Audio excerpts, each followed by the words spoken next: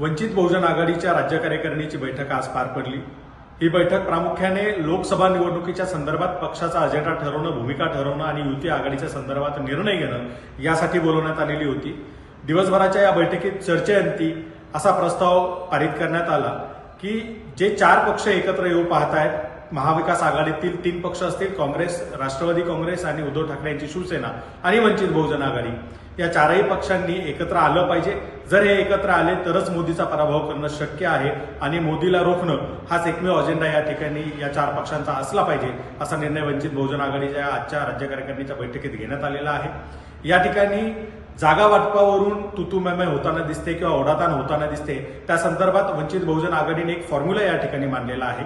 वंचित बहुजन आघाडी गेले 5 वर्ष या ठिकाणी ज्या पद्धतीने काम करते, त्यामुळे वंचित बहुजन आघाडीची जनमानसात वाढलेली ताकद असेल, संघटनात्मक ताकद असेल, या सगळ्या गोष्टीचा विचार करता वंचित बहुजन आघाडीसोबत एक मोठा मतदार या प्रमाणात या ठिकाणी जोडला गेलेला आहे। याचा निश्चितच फायदा या सहभागी असलेल्या उर्वरित 3 पक्षांना होऊ शकतो। मात्र दुसऱ्या बाजूला या 3ही पक्षांची ताकद कुठेतरी कमी झालेली दिसते। 2 पक्षांमध्ये फूट पडली आहे, तर तिसरा पक्ष काँग्रेस हा त्याचा केवळ एकमेव खासदार निवडून आलेला होता, तेही दिवंगत झाल्यामुळे, त्यांचा मृत्यू झाल्यामुळे आज त्यांच्याकडे एकही खासदार नाहीये।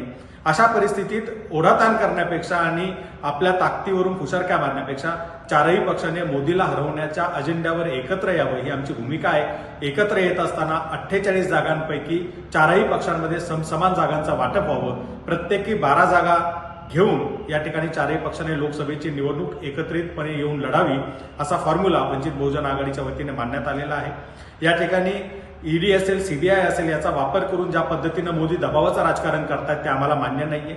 या पक्षांचे गुन्हे इतके मोठे नाहीयेत की त्यांना जेलमध्ये डांबावं, मात्र सत्तेत असताना काहीतरी चुका होत असतात, त्या पद्धतीच्या चुका या लोकांकडून झालेल्या दिसत आहेत। त्याची ज्या पद्धतीने शिक्षा देण्याचा प्रयत्न किंवा त्यांना डांबण्याचा प्रयत्न मोदी आणि भाजपकडनं होतोय, त्याच्या विरोधात आम्ही आहोत। मात्र जर या पक्षांच्या नेत्यांना जेलमध्ये जायचं नसेल तर मोदीला हरवणं हे एकमेव त्यांच्यासमोर उत्तर आहे आणि मोदीला हरवायचं असेल तर सगळ्यांना सोबत घेऊन लढावं लागणार आहे, त्याशिवाय पर्याय नाहीये। म्हणून हा समसमान जागांचा पर्याय जो आहे तो अतिशय योग्य पर्याय आम्ही या ठिकाणी मांडलेला आहे। या उर्वरित 3ही पक्षांनी तो स्वीकारावा अशी आमची भूमिका आहे। आम्ही या ठिकाणी ज्या पद्धतीनं 12 जागांचा प्रस्ताव ठेवत आहोत, तर प्रत्येकाला आलेल्या 12 जागांपैकी इतर 3 पक्ष किती देतील आम्हाला माहिती नाही, मात्र आमच्या 12 जागांपैकी किमान 3 जागा या मुस्लिम उमेदवारांना द्यायचं आम्ही ठरवलेलं आहे। 25% जागा या मुस्लिम उमेदवारांना असतील। उर्वरित जागांवरती ज्या 18 पगड जातीचे 12 बलुतेदार आमच्यासोबत जोडल्या गेलेले आहेत, जे वंचित बहुजन घटक जोडल्या गेलेले आहेत, ज्यांना प्रस्थापित पक्ष हे कधीच प्रतिनिधित्व देत नाही, अशा उमेदवारांना या ठिकाणी आम्ही प्रतिनिधित्व देणार आहोत, हे आमचं ठरलेलं आहे। आणि ज्या पद्धतीनं भाजपकडनं एक राज्यघटना बदलाचं राजकारण केलं जात आहे, ते पाहता सवर्णांचे असलेल्या इतर 3 पक्षांना कदाचित उद्या फारसा फरक त्या राज्यघटना बदलामुळे पडणार नाही, मात्र जो एक अनप्रोटेक्टेड वर्ग मोठ्या प्रमाणात इथं आहे, ओबीसी असेल, व्हीजेएनटी असेल, एससी एसटी असतील, मुस्लिम मायनॉरिटी असतील, या सगळ्यांना मात्र मोठा फटका त्याचा बसू शकतो।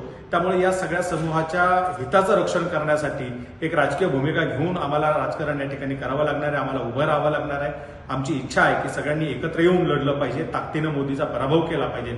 मात्र जर या ठिकाणी वेळ काढूपणा झाला, टाइम किलिंगचा प्रकार झाला, तर आम्हाला आमची भूमिका मात्र या सर्व समूहांसाठी त्यांच्या सुरक्षिततेसाठी घ्यावी लागेल। आम्हाला कुठलीही वेगळी भूमिका घेण्याची वेळ येऊ नये ही आमची अपेक्षा आहे। त्यामुळे आम्ही जो समसमान जागा वाटपाचा फॉर्म्युला या ठिकाणी ठेवलेला आहे, त्यावर हे 3ही पक्ष सकारात्मक विचार करतील अशी आमची अपेक्षा आहे।